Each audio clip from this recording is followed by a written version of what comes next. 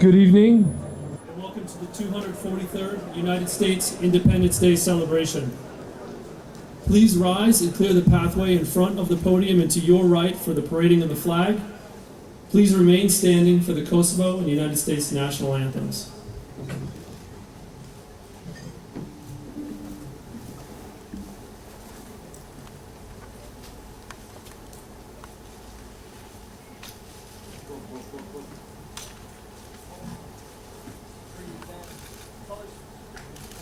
Madame on the spot.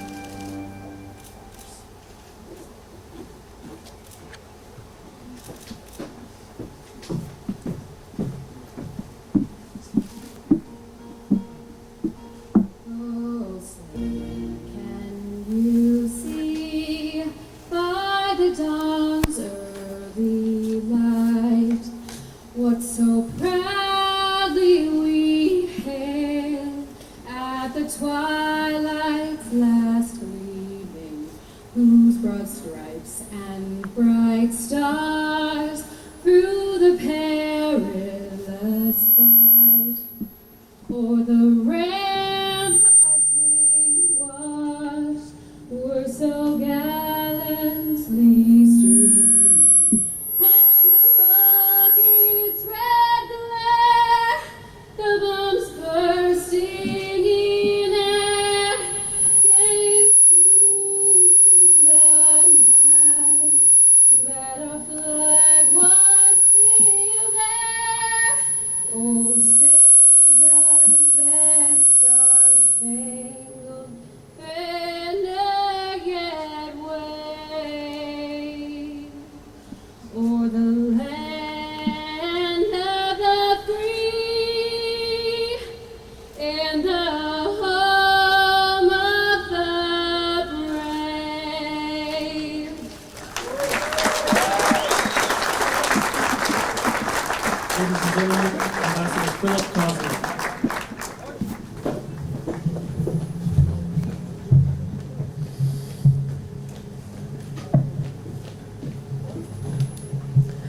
Ladies and gentlemen, good evening. On behalf of myself, my wife Allison Cosnet, and the entire American Embassy community, I am delighted to welcome you all to this celebration of the 243rd anniversary of America's independence. I can think of no better way to spend our birthday than among some of America's closest friends, the people of the Republic of Kosovo.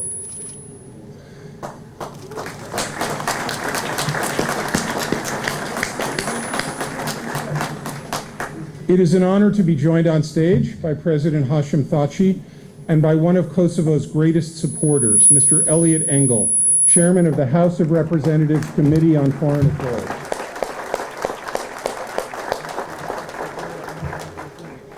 Here tonight as well is Mr. Tab Davis, Director of the State Department Bureau of Overseas Building Operations, who spoke on behalf of Secretary Pompeo earlier this evening when we dedicated this remarkable new embassy. This embassy, designed and built by Americans and Kosovars working together in concert, is more than just an office building. It is a symbol of America's commitment to an enduring partnership with Kosovo. We also welcome members of the Kosovar American community who do so much to strengthen the relations between our two countries. And our Kosovar guests include 1,000 men and women active in many fields, representing all of Kosovo's communities and reflecting the vitality and diversity of today's Kosovo. Since Allison and I arrived here last year, I've often been asked what has changed in Kosovo since my first assignment in Pristina 15 years ago. How do I respond? By pointing to the rising generation of talented, energetic Kosovars who could succeed anywhere in the world but have chosen to build their futures here in Kosovo. Entrepreneurs like Zorica and Isak Wargucic, the owners of Pivjan Brewery, and tech pioneers like Murgim Sahane, the visionary leader of Girafa, who started a revolution in local e-commerce. Defenders of justice like Bekim Blakaj, the executive director of Humanitarian Law Center Kosovo, a powerful advocate for victims of war crimes. Journalists like Tatiana Lazarevic of Kosev, standing up for truthful journalism in the face of intense pressure. Advocates for women like Elvira Dushku of the Kosovo Basketball Federation, whose work to involve more girls in sports has taught hundreds of girls teamwork and leadership skills. And artists like Leotrim Fishekcu, who is bringing cutting-edge art to Kosovo, cutting-edge contemporary art, and supporting youth through his exciting new festival, the Autostrada Biennale. So this evening's event, ladies and gentlemen, is not only a celebration of America, it is also a celebration of the ability and confidence of today's Kosovo. In addition to American fast food favorites from Kosovo franchises, we will be serving organic, locally sourced food prepared by restaurants owned by 2 talented Kosovo women. The wines, craft beers, and juices are all produced in Kosovo, some by minority businesses. And the music comes courtesy of 2 terrific bands, String String and Gypsy Groove, reflecting the vibrancy of the local music scene. So let's take a moment to thank the chefs and musicians, in addition to all of the embassy staff, contractors, and sponsors whose hard work and generosity have made this evening possible.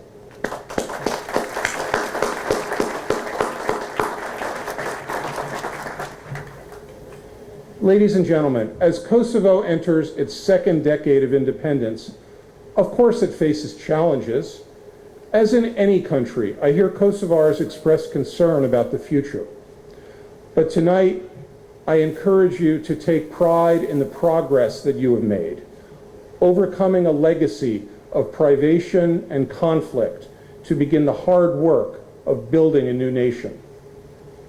Now, Kosovo is not the first country to emerge from a turbulent birth. The first decade after America's Declaration of Independence in 1776, the act we celebrate tonight, was a perilous one. Our new nation was under threat. The 13 new states often disagreed with one another about the path ahead. Only in our 2nd decade, with the creation of our Constitution and a commitment to national unity, did the United States begin to find its way. And even today, we continue the struggle to build what our founders called a more perfect union. Citizens of Kosovo, Americans don't stop striving for a better future, and neither should you.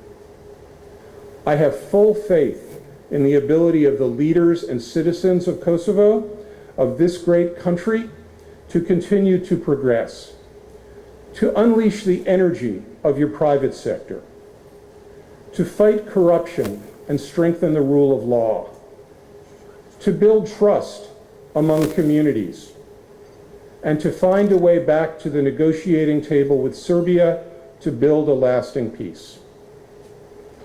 Most of all, I have faith that you will not take for granted the democracy for which so many have struggled. To every citizen of Kosovo, I say, every voice matters. Lift your voice high. I will close with the words of a great American civil rights defender, Bryan Stevenson. You don't change the world with the ideas in your head. You do it with the conviction in your heart. Next, it is a pleasure to introduce Chairman Elliot Engel.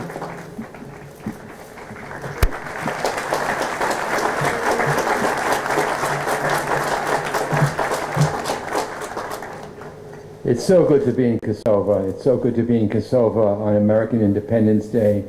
It's so good to be with America's best friend in the world. And I just love this country and love the people of Kosova.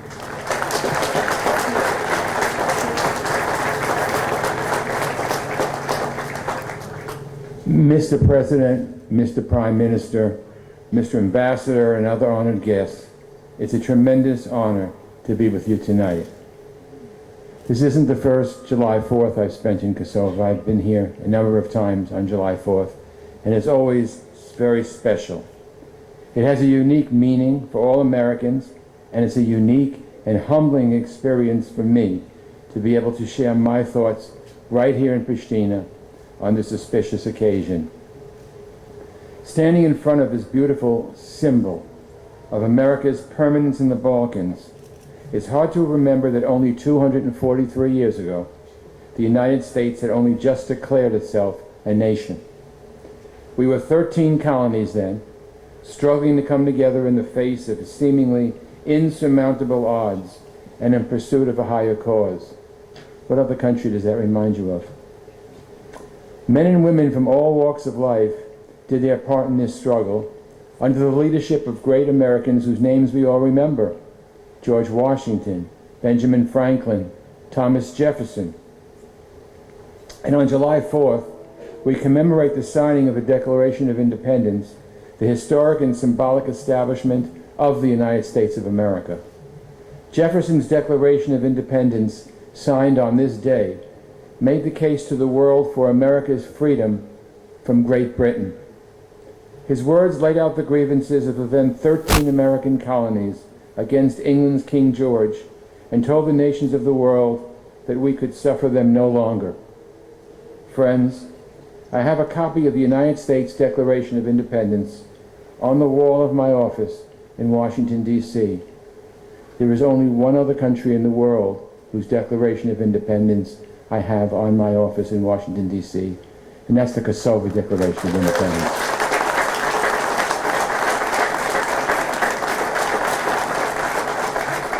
So I know that some of the signers of that historic charter for the independence of Kosovo are here today. They are the real heroes of Kosovo. When I read those documents, I cannot help but notice how our independence declarations both emerged from a series of events which are not dissimilar. Thomas Jefferson wrote, and I'm quoting him, "When a long train of abuses and usurpations pursuing invariably the same object evinces a design to reduce them under absolute despotism, it is their right, it is their duty to throw off such government and to provide new guards for their future security. Such has been the patient sufferances of these colonies, and such is now the necessity which constrains them to alter their former system of government." Those words still ring in the ears of Americans who still learn from a young age about our nation's struggle for independence. And it's not just Americans. For the last 2.5 centuries, those words have been a guide for freedom and democracy around the world. And I imagine they also speak to the people of Kosovo. They speak to what happened to you. People of Kosovo endured great suffering at the hands of the Milosevic dictatorship. You experienced incredible hardship and a long train of abuses. And after the ethnic cleansing began, you exercised the ultimate Jeffersonian right of a society, to throw off the shackles of bondage and govern yourselves. And that's what you're doing, and congratulations to you.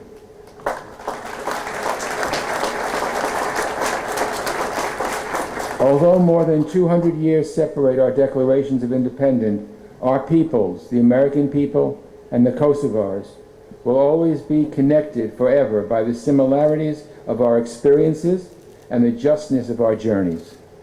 But those journeys are not over. We are still called, as the United States Constitution says, to form a more perfect union. And we've come so far and celebrated so much and achieved so much, but there still is so much more to do. Here in Kosova, the list of needs can seem long, and I know it sometimes can feel like you're running in place. When the progress of your country depends on the cooperation of other bigger and more wealthy nations, it can sometimes seem overwhelming and painfully slow. But as a visitor, someone who comes here about once a year, I see progress in this country every time I come here and set foot on the ground.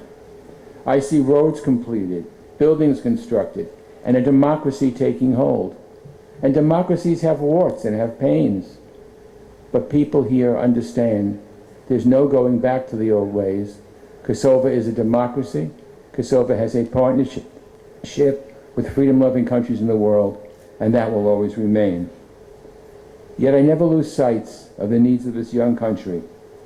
Let me say first and foremost, Kosova needs to be recognized by all nations of this earth and become a member of the United Nations.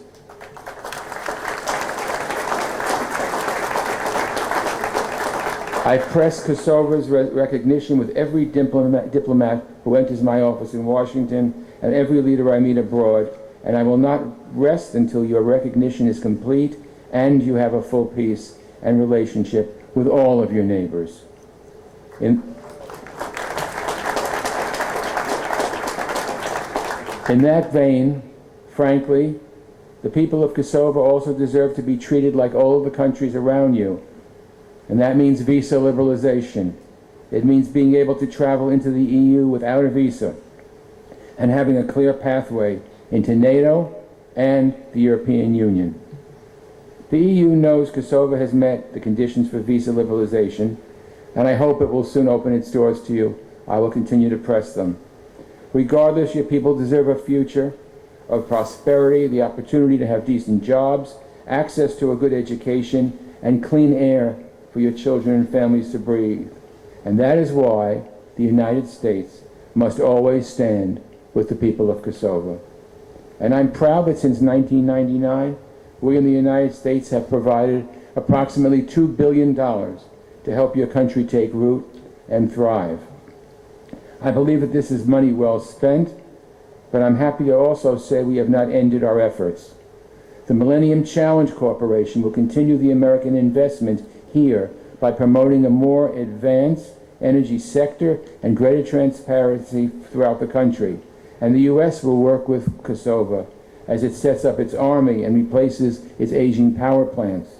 These are the things that show progress to an independent people, that will demonstrate that the path forward is not insurmountable, and that your quest for freedom and independence is indeed worth more than the paper the Declaration is printed on. So on this July 4th, let us recommit ourselves to the warm and long-lasting relationship between our two countries and to the hope that we will forever stand shoulder to shoulder in the fight for peace, freedom, and independence.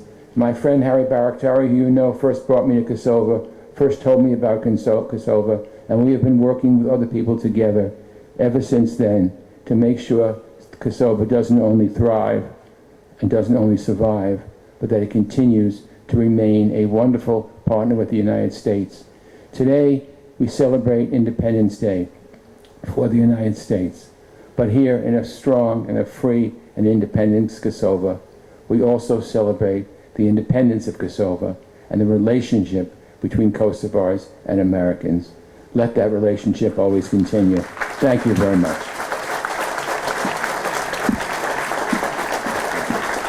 Ladies and gentlemen, the President of the Republic of Kosovo, Marcin Pritja.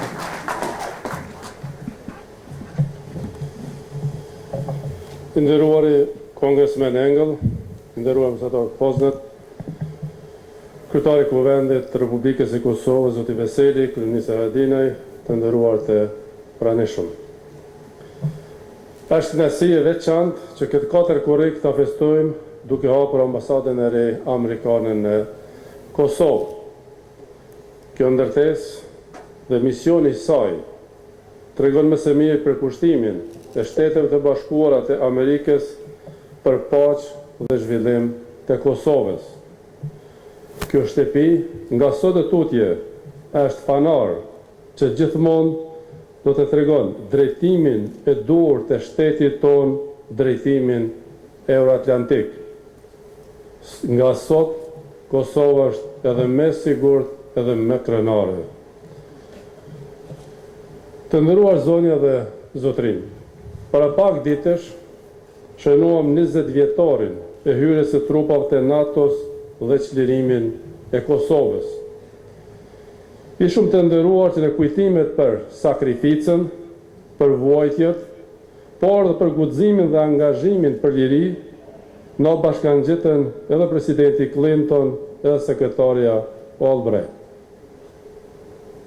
Duke ju falenderuar miqve si kongresmeni Engel, vuajtjet dhe tragjeditë të Kosovës janë rrëfyer javën e parë edhe në Capitol Hill. Prandaj nderuari kongresmen Engel, në emër të institucioneve të Republikës së Kosovës dhe popullit të Kosovës, ju falenderoj edhe një herë. Faleminderit. Thank you very much. Pra nga rrënojat e luftës, kemi ndërtuar një shoqëri të re, një shtet të ri. Kosovën, që është shtëpi dhe atdhej e të gjithë qytetarëve të saj, pa dallim përkatësie etnike. Një shtet në rrugë të sigurt për të bërë antar i NATO-s dhe Bashkimit Evropian. Prandaj, jemi të përkushtuar që të punojmë me një qeverisje më efektive në luftë pa kompromis kundër korrupsionit, krimit organizuar dhe terrorizmit, mundësinë e krijimit të vendeve të reja të punës, postergimit të qytetarëve nga Kosova, rritjen e konsensusit politik në Kosovar, ndërtimin e eficiencisë mirë me gjitha vendet dhe përfundimisht tejkalimin e izolimit të Kosovës, pra të ndërtojmë një vend të shpresës dhe besimit e jo të dilemave e mosbesimit. Zonja dhe zotrinj, përkushtimi ynë për lirin, barazin, diversitetin, unitetin, janë vlerat e përhershme që bashkojnë dy vendet dhe popujt tanë. Këto janë vlera mbi të cilat janë ndërtuar Shtetet e Bashkuara të Amerikës para 243 vitesh, mbi të cilat është ndërtuar Kosova i jonë e re. Prandaj, urime për këtë miqësi të përjetshme për marrëdhëniet tona speciale me Shtetet e Bashkuara të Amerikës. Gëzuar Amerikë 4 korrikun, Zoti bekoft Kosovën, Zoti bekoft Shtetet e Bashkuara të Amerikës. Faleminderit shumë. Thank you very much.